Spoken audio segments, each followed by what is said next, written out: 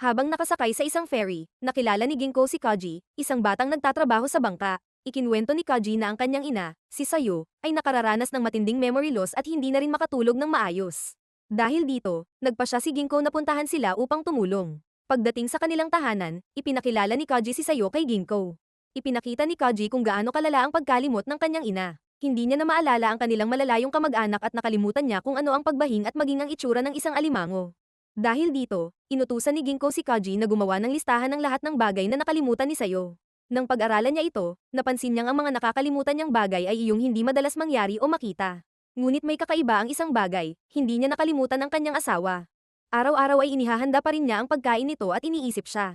Inobserbahan ni Ginko si Sayo magdamag. Napansin niyang kahit hindi siya makatulog sa tamang paraan, may kakaibang nangyayari. Sa umaga, biglang bumagsak si Sayo sa labis na pagod at ilang segundo lang, bigla siyang nagising muli. Sa kanyang pagkagising, naiiwan ang kanyang anino, na kalaunan ay kumilos at lumayo mula sa kanya.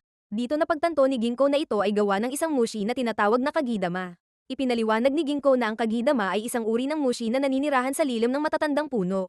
Ito ay pumapasok sa tenga ng isang tao at unti-unting kinakain ang kanilang alaala.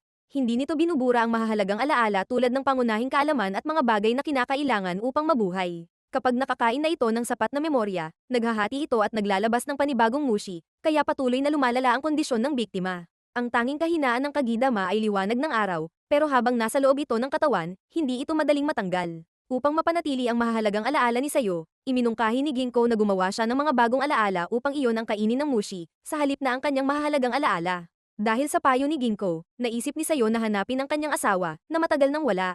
Ayon sa kanya, posibleng nasa isang bayan sa kanluran kung saan madalas niya itong binabanggit noon. Kasama si Kaji, nagsimula siyang maglakbay upang likhain ang mga bagong alaala. Makalipas ang isang taon, dumaan muli si Ginko sa parehong lugar at nakita si Kaji sa ferry at ikinwento ni Kaji ang mga nangyari. Natagpuan nila ang kanyang ama, ngunit mayroon na itong bagong pamilya. Nang malaman ito ni Sayo, hindi siya nagsalita at tahimik na bumalik pa uwi. Dahil sa matinding pagod na pangpisikal at emosyonal, nawalan siya ng malay sa daan at tuluyang nakatulog ng ilang araw. Habang natutulog si Sayo, sinabi ni Kaji na naramdaman niyang may malaking kagidama na lumabas mula sa katawan ng kanyang ina. Pagkagising ni Sayo, hindi na niya maalala ang kanyang asawa, pati na rin ang maraming bagay mula sa kanyang nakaraan. Ngunit, naalala pa rin niya si Kaji at ilan sa mga pangunahing kaalaman sa buhay. Bumalik sila sa kanilang tahanan, at bagamat nakakagawa na siya ng bagong alaala, kinakalimutan niya ito sa susunod na araw. Sa kabila ng lahat, patuloy na namuhay si Sayo at si Kaji. Bagamat patuloy siyang nakakalimot, hindi na niya ito iniinda tulad ng dati.